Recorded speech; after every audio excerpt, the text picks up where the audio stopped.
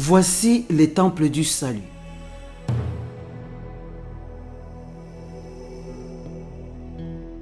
Une expression de la foi d'un peuple qui a cru en la capacité illimitée de Jéhovah Jireh.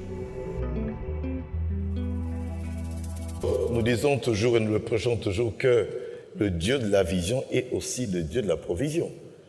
Et c'est ainsi qu'on a commencé, en n'ayant pas, s'il vous plaît, le 10e de ce que ça pouvait nous coûter, ce temple-ci. Nous nous sommes dit, par la foi, nous construirons un temple, un grand temple, un beau temple pour notre Dieu. Le grand Dieu mérite quelque chose de grand et de très beau également.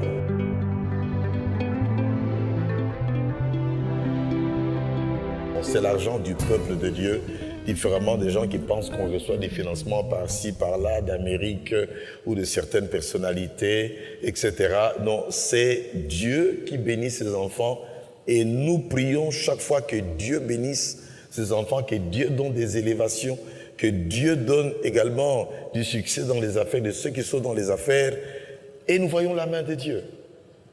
Et ça, c'est un témoignage qui doit encourager d'autres qui ont peur, qui hésitent peut-être à pouvoir se lancer également dans des grandes choses avec Dieu. Osez tout simplement et Dieu vous démontrera qu'il est Dieu.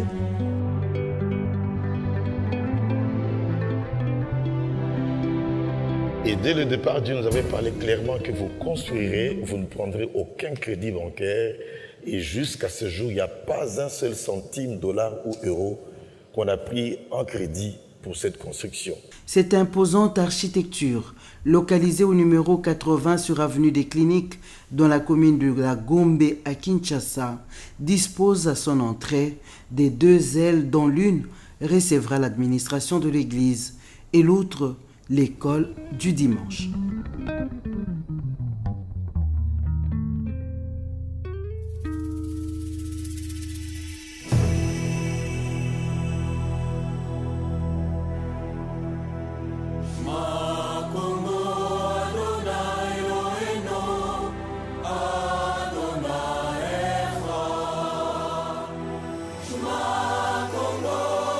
Vient ensuite la grande salle du culte, tenue 3500 places assises.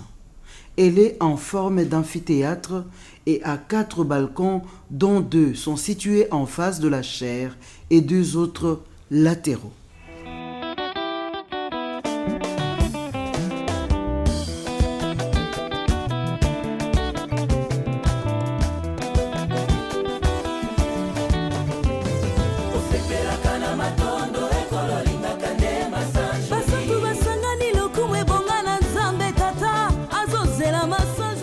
La partie arrière du temple du salut sera réservée à l'hébergement. Plusieurs chambres avec chacune des sanitaires.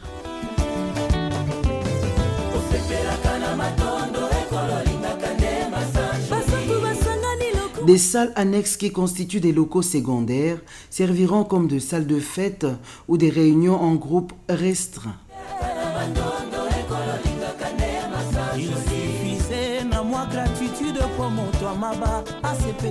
Des blocs de sanitaires ont été organisés selon les facilités architecturales et de maintenance.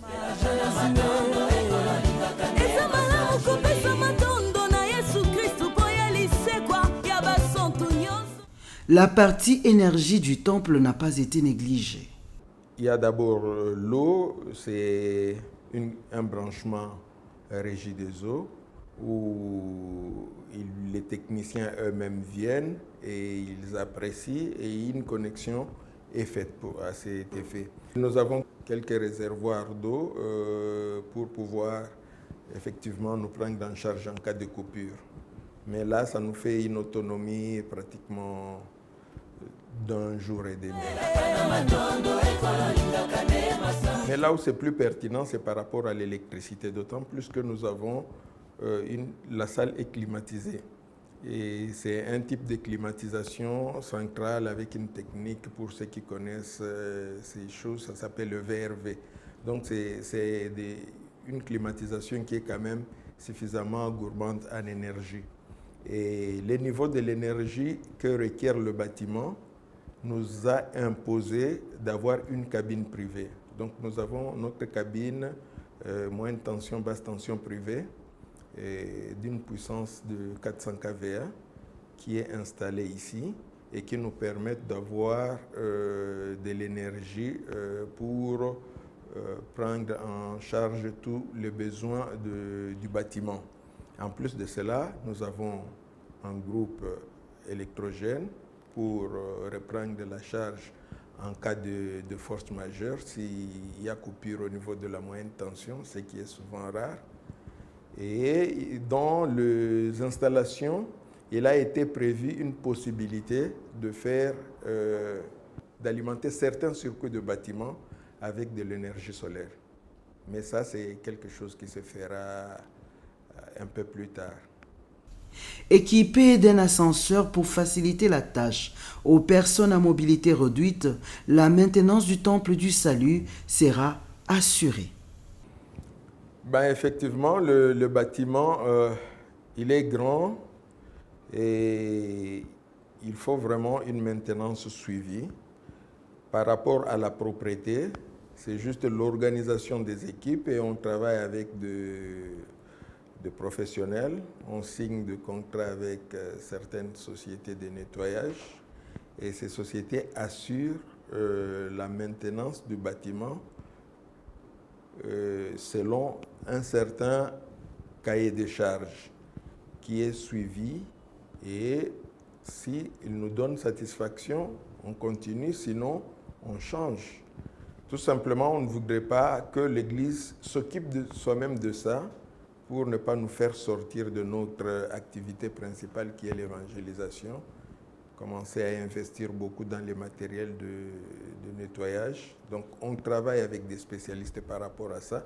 Et c'est la même logique par rapport à tous les autres domaines de maintenance. Par exemple, l'électricité, où nous avons une cabine, où nous avons la climatisation centrale. Tout ça se demande une spécialité beaucoup plus pointueuse et il est intéressant pour nous de travailler avec les sociétés qui sont spécialisées en la matière, qui sont pointueuses et qui peuvent nous produire les résultats dont nous attendons.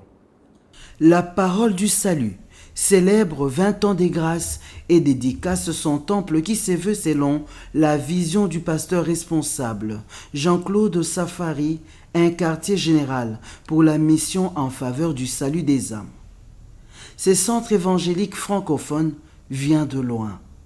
La parole du salut, c'est la concrétisation d'une vision que le pasteur Verneau avait depuis longtemps d'ouvrir une série de centres évangéliques francophones dans notre pays. Et c'est ainsi qu'en 1997, alors que je revenais de mes formations théologiques à Bruxelles et à Lomé, en rentrant au Congo, je suis resté un mois à la Borne, là où j'évoluais depuis 1985. Après un mois, le pasteur Verneau m'a dit « Safari, nous avons à cœur que tu puisses récupérer la cellule qu'il y a à la Gombe et que nous puissions démarrer maintenant notre extension à Gombe. Nous avons prié dans les comités et nous avons eu à cœur que ce soit vous qui puissiez être là-bas et être le pasteur principal. »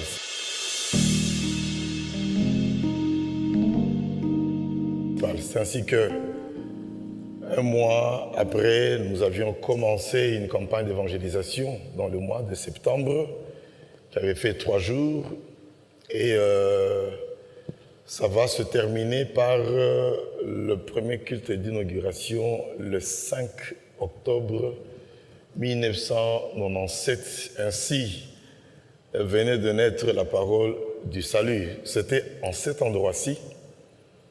Et c'était en plein air pratiquement.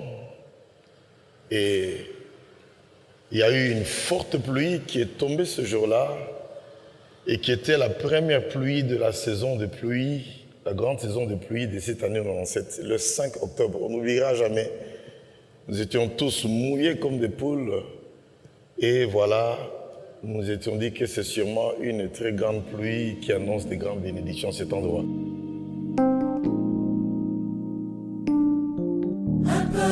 Qui marchait dans la longue nuit a vu le jour se lever, jour de splendeur, où Dieu visita son peuple. comme ça qu'on a cheminé petit à petit. On était environ 250 au premier jour, mais à cause de la pluie, plusieurs ne sont plus revenus. On commençait à se réunir, s'il ne pleut pas, dans la cour. S'il pleut, on était dans le salon de ma maison, parce que j'habitais au même endroit, il y avait une maison à cet endroit-ci qu'on a dû casser. On faisait le culte dans la maison, les études bibliques dans le garage ou en dessous de l'arbre. Ainsi de suite, progressivement, on a pu arriver à créer des départements dans l'église, envoyer des serviteurs en formation, jusqu'à ce que nous puissions arriver à acheter cet endroit en 2006. Et on a dû commencer la construction, je crois, 6 ans après, parce que là, nous sommes en 2017. Et c'est en 2012 que nous avons commencé la construction de cet endroit. La construction n'a pas été seulement celle du temple physique, mais elle a concerné également les âmes venues au Seigneur dès les premiers moments.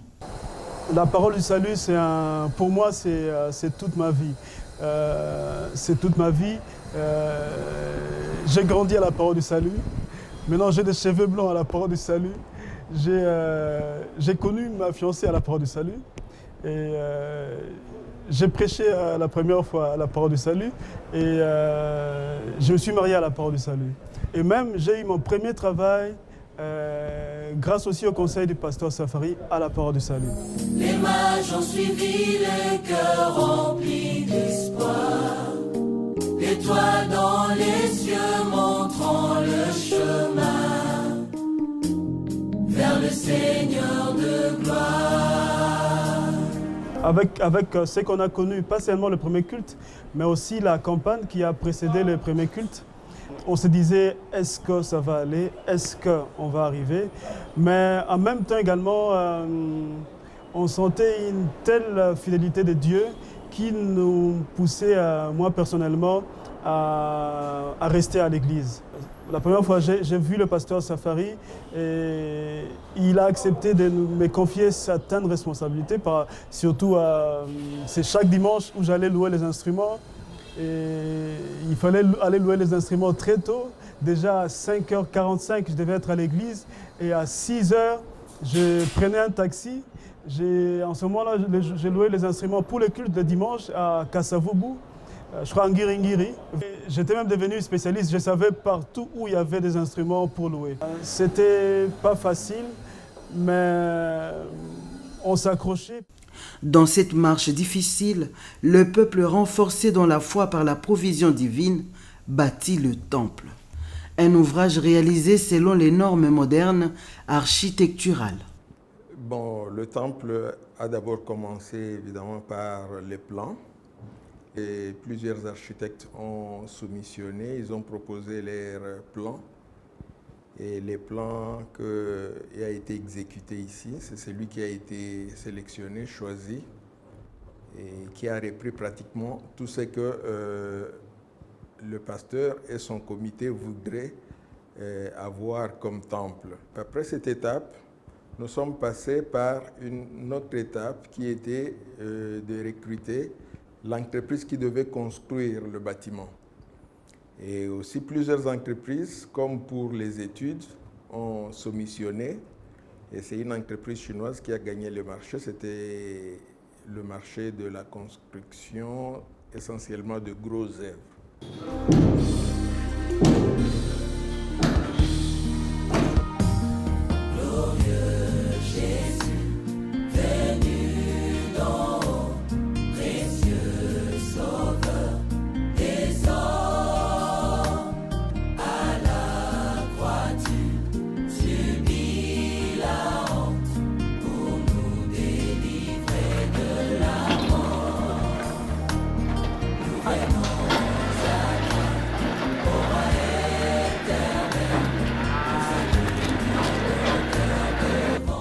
Les travaux ont commencé. Les travaux ont été faits de sorte que nous suivions la dénivellation du terrain. C'était un terrain en pente et on a suivi la même dénivellation. Et ça, vous pouvez le remarquer aujourd'hui dans la forme du bâtiment. nous entrons pratiquement dans l'église par un balcon. En fait, c'est un niveau haut et le niveau bas, c'était vraiment le niveau bas par rapport au hangar. Voilà. On a commencé d'abord avec les Chinois par des travaux qui consistaient à faire les fondations, comme nous travaillons par lot. Nous avions commencé par le premier lot qui était de faire les fondations, les murs de soutènement et les fosses septiques. Et on a commencé par ça, il fallait tout raser. Et c'est des camions de camions. Je me rappelle que l'on a sorti à peu près 80 camions de 30 tonnes de terre que l'on a évacués pour dégager l'espace afin de poser les fondations et pour que le bâtiment commence. Après les fondations, effectivement, Dieu nous a fait grâce. Nous avons encore eu suffisamment d'argent pour continuer les travaux.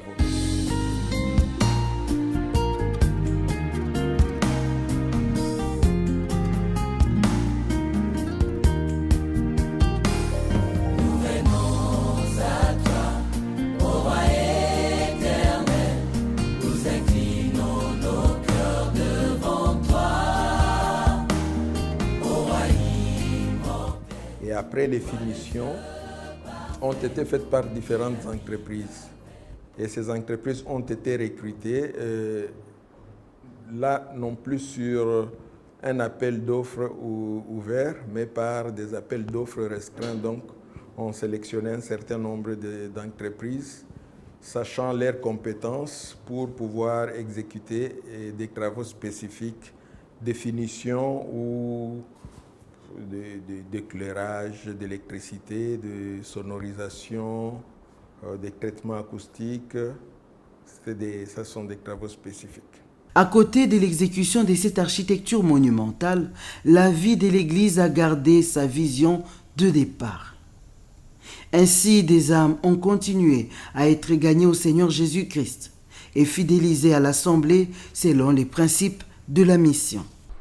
Pour commencer, j'ai été invité premièrement par un ami, vu que j'avais des problèmes dans ma vie, et cet ami m'avait proposé de venir à la Parole du Salut pour que je puisse être victime de la bonne parole qui se fait à la Parole du Salut. Et une fois venu, j'ai été attiré par ça, et depuis lors, je suis à la Parole du Salut. Vu que j'ai fréquenté cette église, j'ai été victime de la bonne parole. Et j'ai découvert la vérité dans cette église. Quelle est la vérité? La vérité, c'est le salut. J'aimerais que mes autres amis, mes autres connaissances puissent aussi bénéficier de ce que moi j'ai bénéficié ici.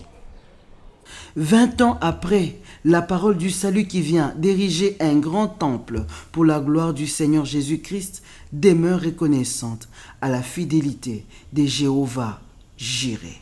Et remercions tous le Seigneur pour la grâce qu'il nous a donnée de pouvoir ériger pour lui ce beau et grand temple.